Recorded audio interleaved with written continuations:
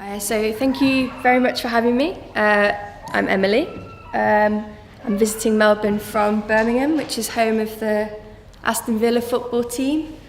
Far superior to Manchester United, can I mention? And the classic band UB40. So I'm going to be talking a bit more mechanistically to some of the stuff that Alison was talking about. Both of our interventions that we've run have been quite similar, but I'm going to come at it from a different angle in terms of this process in every cell that we have called oxidative stress. Okay, so what do we mean by mechanisms of exercise? Everybody knows that exercise is good. You go for a run, you feel great. That's kind of a well-known thing. But it's important, I think, to identify the specific ways in which we can target the negative aspects of disease, kind of the root of the problem, rather than treating the glazed-over symptomology. Okay, so I'm going to talk about some of the mechanistic benefits of exercise in the context of first episode psychosis, which is the early psychosis that Alison has described, as well as our own example from the FEPEX study that we ran in Birmingham last year. Okay, so we have this balance inside every single cell in our body, which is particularly salient in the brain, which I'll get to in a little while. But it's a balance between free radicals, which are produced during normal oxidative metabolism in every cell, part of energy production, and that's balanced out by the protective effects of antioxidants. So these antioxidants can be endogenous, they're made inside your body, or they can be exogenous, so you can get them from your diet. Things like vitamins, basically all the green foods are full of antioxidants.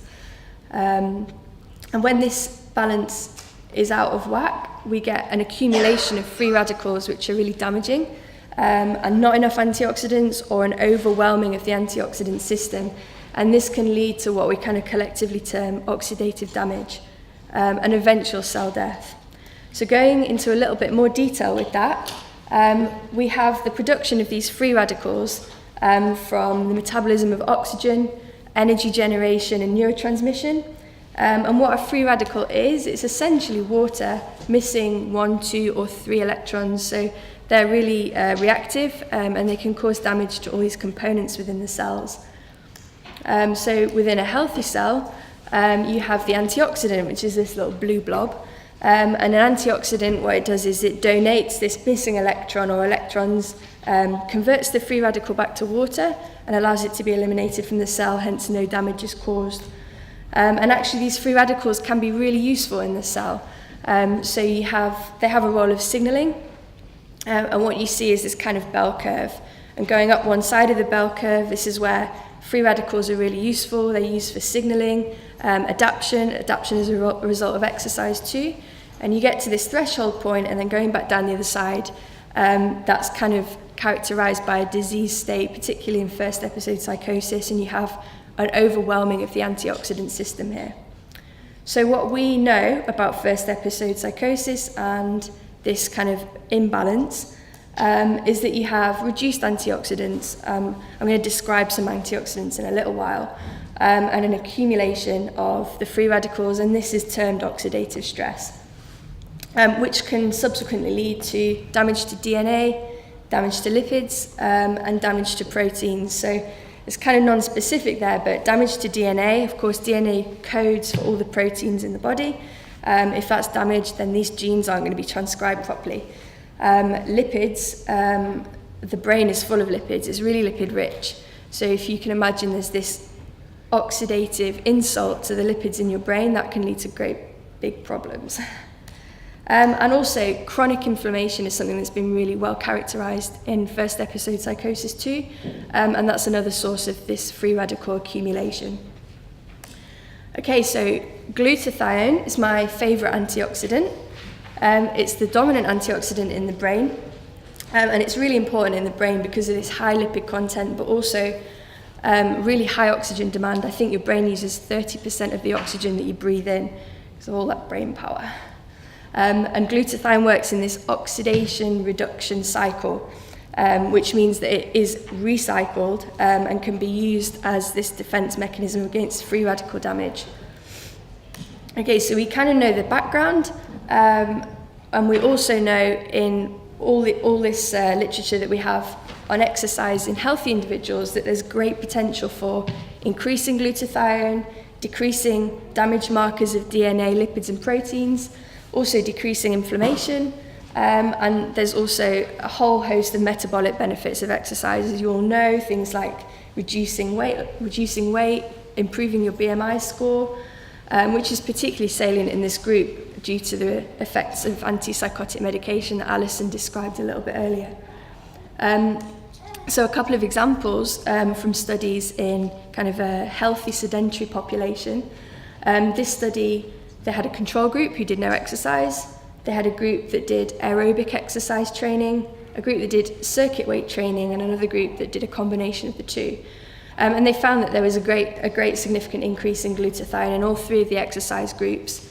And we can see similar benefits with different exercise modalities, so it doesn't really matter what kind of exercise you're doing in terms of these oxidative stress markers, improving antioxidant capacity, as long as you're exercising, that's beneficial. So another example, this group looked at MDA, which is a marker of lipid damage, and they also looked at total antioxidant capacity, which isn't glutathione specifically, it's more of a general measure, which is quite informative. So they found that with a control group, no change in lipid damage, but with 12 weeks of moderate intensity exercise, they saw a nice significant decrease there. And with the total antioxidant capacity, they actually saw improvements in both groups, and they attributed the control improvement to the summer, and people eating more vitamin-rich food, which could be the case. Okay, so we know that exercise as a therapy in many aspects of mental health is no new concept. And indeed, we know that even an acute bout of exercise can be really beneficial psychologically. And most studies that use exercise as an intervention kind of focus on these psychological factors.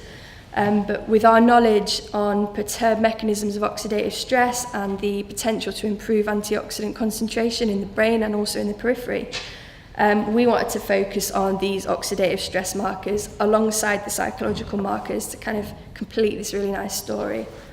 So we designed a study in Birmingham, quite similar to the one that Alison designed in Manchester. We should have combined them. And we had three primary aims. So the first aim was to focus on compliance in the study. So what we know from the past is that trying to keep a clinical group like this exercising and in a study is really difficult. You usually see about 40 to 45% dropout. So we aimed for 70% compliance, because if you're not going to get people showing up, you're not going to see a change, and it was all a waste of time. Our second aim was to look at the effect of exercise on brain glutathione alongside blood glutathione and a whole host of other markers of oxidative stress and antioxidant capacity. And we also wanted to see the effect of exercise on metabolic markers. So in general, the metabolic markers are the outcomes that are most important to the patient. So of course, they're normally quite keen to lose a bit of weight because they've been on the antipsychotic medication. So that was quite important to us too. So we designed a study that we took measures at baseline, midpoint 6 weeks, and endpoint, which was 12 weeks. And the exercise group, who were randomized into that group, by the way. So we randomized everyone in the study into exercise or control. The control group just received treatment as usual, but they were given the opportunity to take part in the exercise once they'd completed that control period. And so, yeah, we took measures at 3 points during the study. The baseline measures that we assessed were self-reported activity, so that was with questionnaire, and we also wanted to compare that with actual habitual activity, so we stuck a Garmin watch on everyone, which measured things like steps, moderate intensity exercise, heart rate, that kind of thing. We assessed symptoms in the same way that Alison study described with the PANS interview, and we employed questionnaires for quality of life and assessment of disability. And we took a blood sample for the blood glutathione and all these other markers that I'll describe in a little minute. We did an MRS brain scan for the brain glutathione, and we assessed weight and BMI.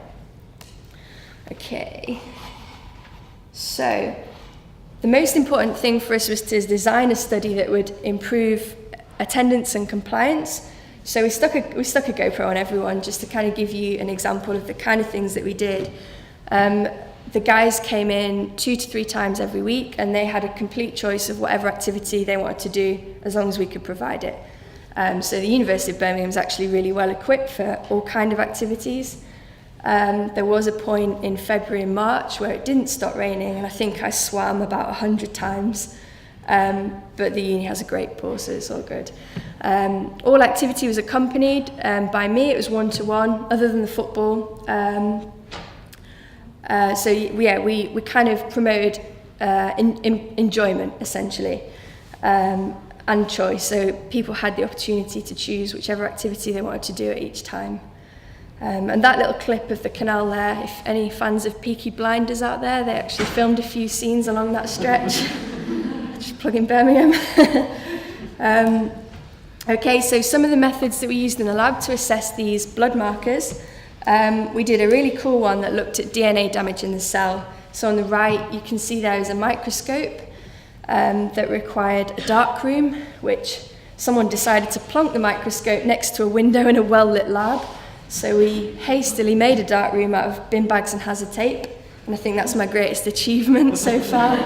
And the results were amazing. So that image on the left, those green blobs are the cells, and to the right-hand side of each cell you can see kind of little green dots, and they're actually single-strand DNA breaks, and we can quantify them, which is really cool.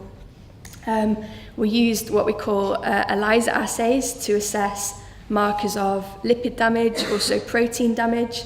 We looked at markers of inflammation too, as well as kind of a general antioxidant capacity marker, the blood glutathione to compare with our brain glutathione measure, and also BDNF, which is a marker of neurocognition.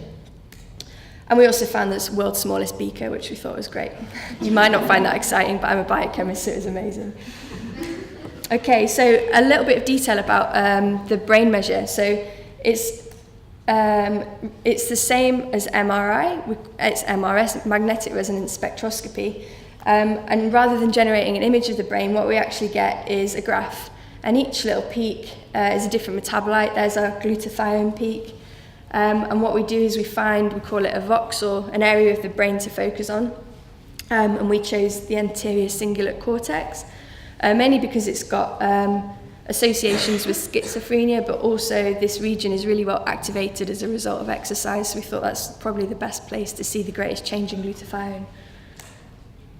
Okay, so in terms of our results, we found that, well, as a result of our small sample size, we had quite a lot of difficulty recruiting. Unlike your study, Alison, you seem to absolutely smash that, and we did not. We found that brain and blood glutathione were both elevated as a result of exercise, which was exactly what we wanted to see. In the control group, there was no change in the brain glutathione, but the blood glutathione was significantly depleted, which could be course of the illness, and what exercise did was kind of put a stop to that. The markers of damage that we looked at, we found that DNA damage was increased in the exercise group, but not in the control group. It was kind of the opposite of what we wanted to see. But having done a bit of reading, we know that DNA is not a robust marker, and it's affected by many factors that I'll go into in just a minute. And also DNA repair may also be dependent on glutathione. So what we propose is that perhaps you need to see a change in glutathione before you see an improvement in the DNA repair capacity. Lipid damage markers were decreased in the exercise group, no change in the controls, which was great. And the same with protein damage.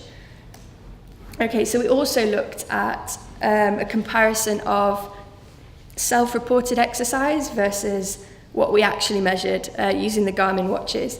So the bars on this little graph are what we measured. So at exercise midpoint, of course, that's when everyone was doing the most exercise.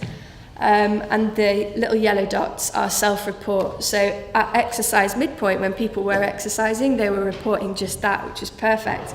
But you can see either side of that at pre, but particularly post, people were reporting pretty high levels of activity, when actually it wasn't sustained, which is really unfortunate. And kind of Alison touched on it earlier, if you're not providing these we provided taxis to get everyone everywhere. It was one-to-one exercise. We provided all the facilities. I mean, it was easy. In the participants' mind, they were still exercising, but actually they'd finished the intervention and the exercise wasn't sustained, which I'll kind of lead on to a little bit later. I think it's really important if we're going to encourage exercise as a treatment, for example, we need to get things like leisure providers on board, otherwise it's totally unsustainable. We also, I don't know how clear this is, so we also looked at these inflammatory markers, and I compared them with the amount of exercise that people were doing. So the bar on the left-hand side is number of minutes when heart rate is high, which replicates exercise, and the little orange peak is the intensity minutes, so that's exercise done. You can see exercise mid, that's when it's highest, pre and post, that's either side of the intervention. So we looked at 3 markers of inflammation, and they all responded differently to exercise. So we kind of know that chronic inflammation is a hallmark of psychosis. It's been described a lot over the last few years. And our most robust marker of inflammation is called CRP. And we saw a really nice decline as a result of exercise there.